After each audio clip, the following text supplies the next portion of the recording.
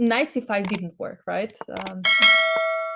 Knight I'm c5, just going to that's check now. a great question, yeah. No, like you said, knight c5, bishop c5. Ah, actually bishop c1 now. Exactly. Yeah, I just wanted to check if maybe we missed something, but you're right, as usual, Felix. I'm so glad to have you next to me to correct my not so smart ideas sometimes. Okay, wait. Again, we are back with a new game and Yay. exactly the same position which we saw earlier. Perfect. Okay, so now we can now we know knight e5 is probably not the best move, and we see bishop b6. Goes bishop d6, which I'm not a big fan of, because now you can actually never take on e5, because then after d takes e5 there's always going to be the double attack. So that kind of means that Hans maybe didn't check this opening, because knight d7 in the first place was, I think, not the best move. Yeah, d takes e4 was probably, but now I think that Hans, unless there's some concrete issues, now I think he has quite a comfortable position after queen b7. Very nice, very nice. Queen b7 with this bishop on d5 looks very comfy. In general, what I learned in this type of structure, if you have the bishop on b7 and the pawn on d5, in almost all of the cases you want to take on c4 the first chance you get. Because when white can capture on d5, it's often quite awkward to recapture. And you don't want to recapture with a pawn in most cases, because then the bishop on b7 would not be doing much at all. Yeah, absolutely correct. That's why also with white pieces, sometimes when black plays b6 and bishop b7, you take on d5 yourself. So you never allow black to open this bishop. So of course, exactly. Black pieces, then it's nice to take on c4. Of course, if the opening works. So yeah, now we have this queen c2. Somehow, of course, b5, by the way, was very interesting approach by Hans. Yeah, pushing back the queen, on the other hand, it does create some weaknesses, especially the c5 square. Exactly. But it does look like the control of the light squares, this nice bishop on d5 sort of compensates for that. And yeah, exactly. So h6 was a good move, because otherwise white would have wanted to go knight d7, knight d7, knight g5, and followed by e4. I think that was a very interesting idea. So h6 just stopped this idea. Yeah, and I think Hans so far so good. Yeah, it's probably the best opening outcome he has had by far with the black pieces. Yeah, and maybe it's time for black to make its first and score. It's happening. Bishop h6. I was about to say it. It does look like such a DUBOV move, and it's being played. Oh my, bishop h6. I didn't even consider it, and maybe Hans didn't either, because yeah, he does look like it sort of caught him by surprise. And what's happening here? What do you do with the knight on f6? Can I go knight h7? What are you going to do if I do it? Knight h7, maybe knight g5. Just immediately? Okay. So yeah, that's why knight d5 is on the board. I think that's perfectly fine. But now I would want to consider knight g5. Once again. G2, and knight g4. Ah, that's a nice idea. Or knight d7. Yeah. But probably because of bishop e7 doesn't work.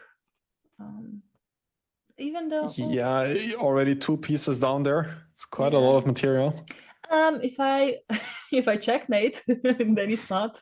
That's true, yeah. But somehow I don't see a checkmate, and Daniil is calculating. He's a great calculator in this type of positions. Specifically, I think they really work for him. Yeah, okay, absolutely. Just check first. Are we going to h7 or h8 now? I would guess h7, maybe, right? Yeah. h7, he's still thinking. Could also consider going to h8, just to be able to put a piece to h7 to cover the king. Ah, okay. Yeah, That would also work, but he decided to go knight. Yeah, he goes to h7, queen h4. So Daniil probably ready to go for perpetual, but Hans is probably playing on, because if now queen g5, there's bishop g6 to consider. Well, the struggle is real for sure. Somehow, yeah, somehow maybe this queen g5 was not the best approach for white. Knight g4 immediately, okay. But it does go on. Queen h6 is on the is something which black needs to think of. Yeah, I can decide to go rook h8 and then bishop g6, like you said before, put something on g6. And Hans takes on g4, and then we'll go back bishop g6. Yeah, more simple. Why would I want to keep more pieces on the board? This seems better. e4 though is a threat, I think. Yeah, and the bishop on g2 is opening up here. Yeah. Still should not be enough compensation for white, I would say, but practically speaking, it's quite difficult for black. But it's also difficult for white, I think. But now knight takes g6 is played. Fg6, e6 is hanging as well. Yeah. Wow, bishop g3. What? Wow. Queen b6, bishop f2 is there. Queen d7, rook f7. And queen takes f7. Wow. What's happening here? Oh, he didn't take the rook. He decided to take the bishop. Yeah, wow. I'm a little bit surprised by that. Why? I don't know. Well, he's keeping his king safe and still... Oh, queen a5. And how do you protect rook on e7, rook on e1 and the bishop on d5? I don't know. I think you can't. I don't think so either. I think Daniil messed up. Very badly. Rook c6 was a blunder, I believe. Yeah, I really wonder. Okay, so I think this game is going to finish. I will check the engine because I wonder if after bishop h6, white could have somehow won the game. Actually, bishop h6 was winning. In fact, after knight d5, Felix, knight g5 was winning after bishop takes g2 and e4. Oh my God. Obviously. However, I really want to see, instead of taking on g3, could I have taken on a8? Yeah, bishop a8 was much better, +2 by engine. Yeah. Of course, the game is still not over. However, I think it's going going to be a time. And Hans was reaching for king h4, which would have run into rook h7. He could have lost the queen with rook h7. Yeah, he was just shaking his head. DUBOV on 1 second.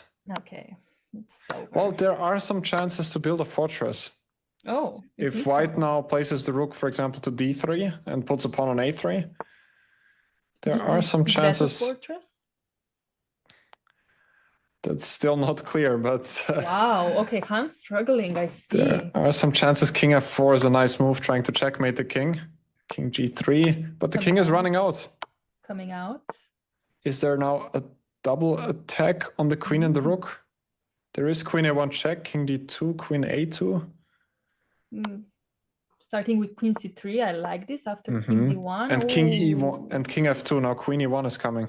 Wow. This is very nice by Hans. 3 seconds for Daniil.